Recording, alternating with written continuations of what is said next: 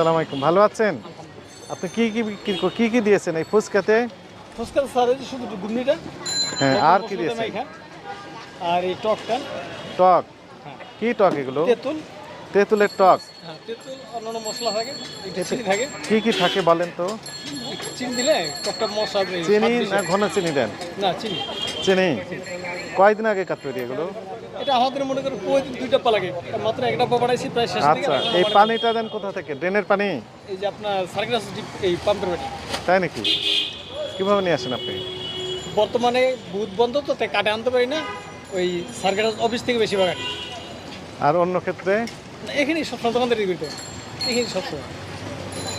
তো কেমন যেন ময়লা ময়লা হয়ে গেছে যে? স্যার এটা মশলার কারণে, মশলা দিলে তো কালো দেখা যাবে। কি মশলা দিয়েছেন? এই যে বিভিন্ন রকমের গুঁড়াটা তেঁতুলের